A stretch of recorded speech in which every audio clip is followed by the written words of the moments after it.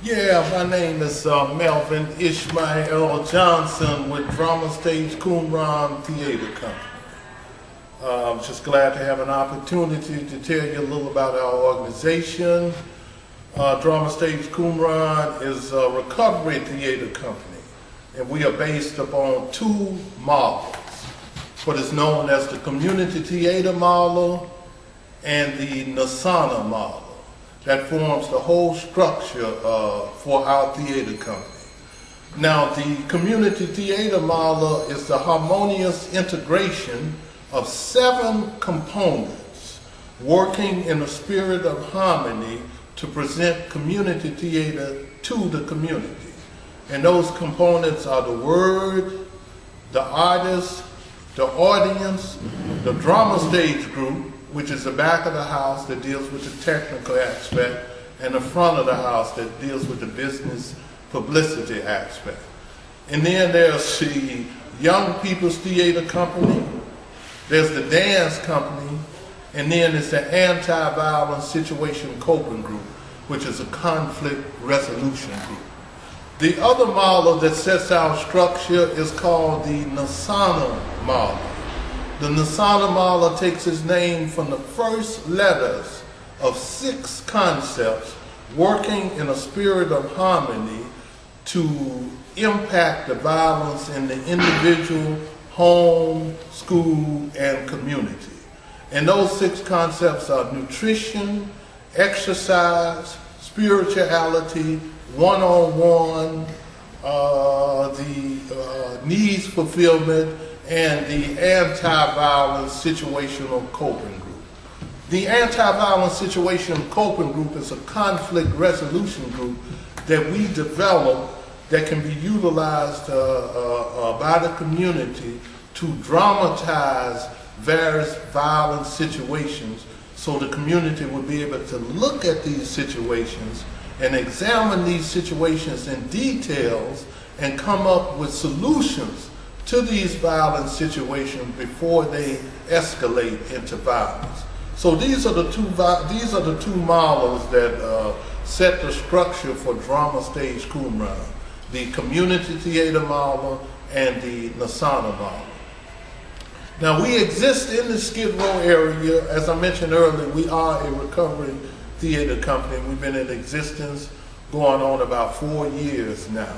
Since our signature play, the first play we did was called Surviving the Nickel, and it deals with 2 community members who fall from mainstream society and they end up on Skid Row, and we see them through various situations as they get themselves together and work themselves up out of the homeless situation that they find themselves in. The second play that we did was a play called Catch the Tiger, and that deals with J. Edgar Hoover and Marcus Garvey. This was the code name that Marcus Garvey used that J. Edgar Hoover used for Marcus Garvey when he was developing the strategy to bring down Marcus Garvey and the Universal Negro Improvement Association. And that's what this play is about. It deals with, what makes this play so important is this is where J. Edgar Hoover got all of his training and techniques in terms of what he developed when he was studying the Marcus Garvey movement. He developed a concept called infiltration and disinformation. And later on, this concept would become the counterintelligence program, better known as COINTELPRO, that Hoover used all during the 60s against organizations like the Black Panthers, the Nation of Islam, etc. Any organizations that he considered to be anti-American. We've also done young people's plays. We got a play called Stone in the Road that we developed for our young people's theater company. Since then, we've done a gang intervention play called Wake Up, written by Mr. Timothy Big Mac Mackey, We also did a little short play that deals with group therapy and mental illness called Group Scurvy, written by Mr. Alan Evans. We've done another play that we will be performing this coming Sunday at the Exchange in downtown LA. That's this coming Sunday, September the 20th at 4 o'clock. And that's right at the corner of 5th and Main in downtown LA. We'll be performing a play that deals with the women's Skid Row. And this play is called Our Mother's Daughters. And this play chronicles the livelihood of the women's and the families and the things that they have to do to survive in the Skid Row area. Now we also have another play that we developed for the Peace Center on the on the campus of USC. This play is called Nail Heads, and this play deals with the homeless situation, where you know, in the county of LA, at any given time, there are between 80,000 to 100,000 people that sleep on the streets of LA within this county every night. And so we did this play where we take nails that symbolize the homeless, because they have so much similarity. Just like nails find themselves in dark and tight spaces, it's the same with the homeless. And just like nails are really the building blocks of the foundations of the houses, it's just like the homeless. People don't notice them, but they steal the foundations of our society and our community. Now, me, myself, I've been involved in the theater.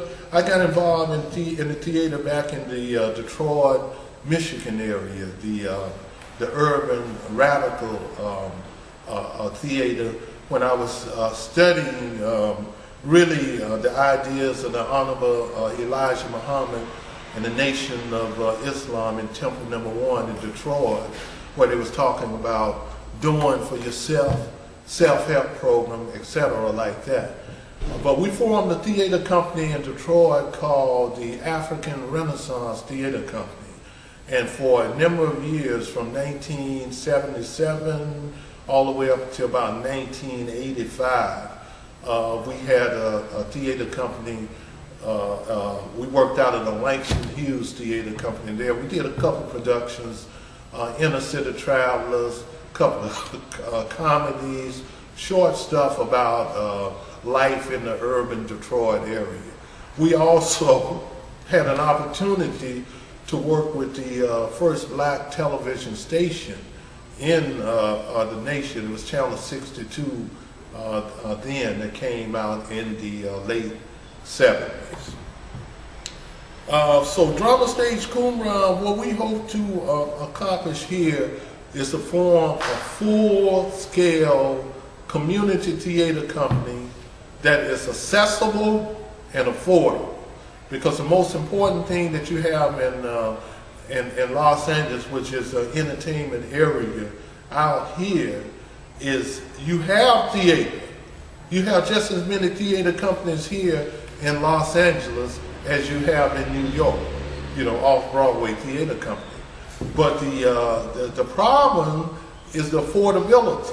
You know, when you have ticket prices that are $50 and $60, the community members cannot really afford to attend. And so that's one of our goals, is to create an affordable theater that's accessible and about the community members. Thank you very much.